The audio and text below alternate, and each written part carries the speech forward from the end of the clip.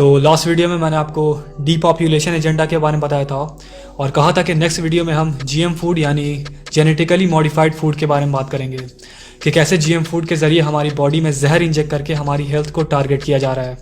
अब GM food क्या है और कैसे इसे एजेंडा 21 के लिए इस्तेमाल किया जा रहा है, ये सब हमारी इस वीडियो में एविडेंस और प्रूफ के साथ डिस्कस करने वाले हैं।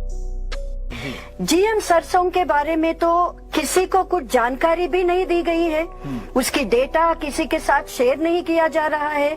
अगर इनके पास विज्ञान है तो किस बात से डर रहे हैं? दशकों तक जीएम अनाज खाने के बाद अमेरिकी लोगों को पता चला कि जीएम फूड के लिए जिन कीटनाशकों का इस्तेमाल होता है वो खतरनाक है। यानी जीएम फूड के नाम पर कुछ मल्टीनेशनल कंपनियां हमारी थाली में जहर परोसने का एक गहरा षड्यंत्र रच रही है। समय रहते अगर हमने कुछ ठोस कदम नहीं उठाए तो उनकी ये चाल हमारे खाने को हमारी जान का सबसे बड़ा दुश्मन बना सकती है। इसको सख्त विरोध करना चाहिए। इस सब की शुरुआत होती है 1955 से, जब अमेरिका और वियतनाम के बीच एक वॉर हुई थी जिसे वियतनाम वॉर के नाम से जाना जाता है। इस वॉर में अमेरिका ने अपने दुश्मनों के ऊपर एक बहुत ही डेडली केमिकल यूज किया था जिसका नाम है केमिकल एजेंट ऑरेंज, और जिस कंपनी ने उस वक्त इस केमिकल को मैन्युफैक्चर किया था उस कंपनी का नाम है मॉन्सेंटो। खैर, अब ऐसी ही एक दूसरी कंपनी है जिसने 1941 में एक बहुत ही पॉइजनस गैस मैन्युफैक्चर की थी जिसे हिटलर अपने गैस चेंबर में इस्तेमाल किया करता था लोगों को मारने के लिए, और इस कंपनी का नाम है बेयर। शायद आप सोच रहे हो कि मैं आपको इन सब के बारे में क्यों बता रहा हूँ। उसकी वजह यह है कि आज की तारीख में मॉन्सेंटो और बेयर, यही दो कंपनीज इंडिया के साथ साथ दुनिया भर में सबसे ज़्यादा जेनेटिकली मॉडिफाइड फूड प्रोड्यूस करके सप्लाई करती हैं, और आज यही दो कंपनीज पूरे दुनिया के फूड सप्लाई यानी खाने के सप्लाई को कंट्रोल करती हैं। How ironic is that. अब आप खुद से ये ज़रा अंदाज़ा लगाइए कि ये जहर बनाने वाली कंपनीज जो आज फूड सप्लाई प्रोड्यूस कर रही हैं, इनका सप्लाई किया हुआ फूड हमारे लिए कितना खतरनाक होगा। और मैं ये बात सिर्फ कहने के लिए नहीं कह रहा हूँ, मैं आपको मल्टीपल सोर्सेज से इसका सबूत देने वाला हूँ। लेकिन अब सवाल आता है कि आखिर कैसे ये कंपनीज हमारे फूड सप्लाई को कंट्रोल करती हैं।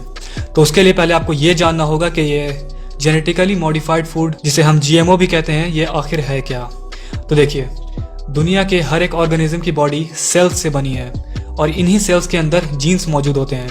ये जीन्स DNA के एक सीक्वेंस से बने होते हैं जिसके अंदर उस ऑर्गेनिज्म के कैरेक्टरिस्टिक्स मौजूद होते हैं कि उस ऑर्गेनिज्म का फिजिकल स्ट्रक्चर कैसा होगा, उसका बिहेवियर कैसा होगा और भी कई सारी चीज़ें। अब इसी तरीके से जो पेड़ पौधे होते हैं उनके अंदर भी जीन्स मौजूद होते हैं जो उस पौधे के ग्रोथ और डेवलपमेंट को डिसाइड करते हैं। अब हुआ यह है कि कुछ साइंटिस्ट ने इन पेड़ पौधे के जीन्स को मॉडिफाई करना शुरू कर दिया है, यानी आर्टिफिशियल तरीके से उनके जीन्स के साथ छेड़छाड़ करना शुरू कर दिया है।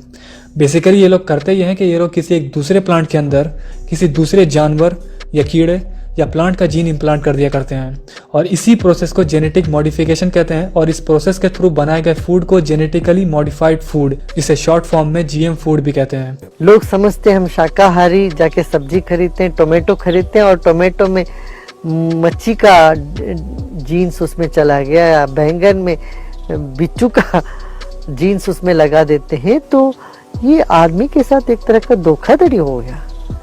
इसको सख्त विरोध करना चाहिए।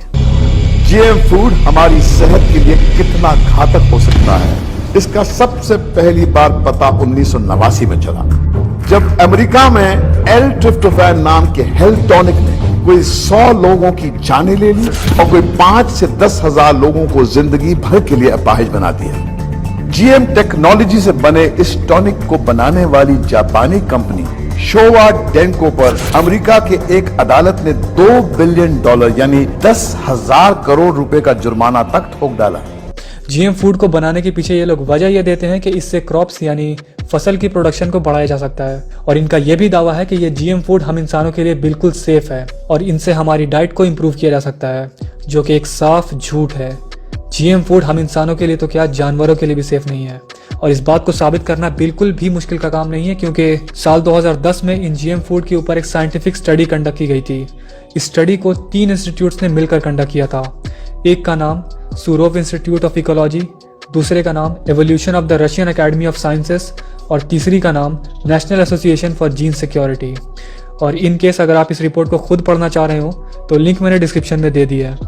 इस स्टडी को कंडक्ट करने के लिए चूहों के 4 ग्रुप्स बनाए गए थे जिनमें से 2 ग्रुप्स को नॉर्मल फूड खिलाया गया और बाकी के 2 ग्रुप्स को जीएम फूड यानी जेनेटिकली मॉडिफाइड फूड खिलाया गया। अब हुआ ये कि कुछ टाइम बाद जीएम फूड खिलाए जा रहे ग्रुप्स के चूहे बच्चे पैदा नहीं कर पा रहे थे। वो बाकी ग्रुप्स के चूहों के मुकाबले बहुत कम बच्चे पैदा कर पा रहे थे। अगर साफ शब्दों में कहा जाए तो वो चूहे स्टेरिलाइज होते जा रहे थे। ये बात आप ध्यान में रखें कि जब इन जीएम फूड्स का चूहों पर इतना खतरनाक असर रहा था तो हम इंसानों के ऊपर भी इसका बिल्कुल ऐसा ही असर होगा, क्योंकि हम इंसानों और चूहों के जीन्स 90% एक जैसे ही होते हैं। और सिर्फ यही नहीं बल्कि इन चूहों का बॉडीली सिस्टम भी हम इंसानों की तरह ही परफॉर्म करता है।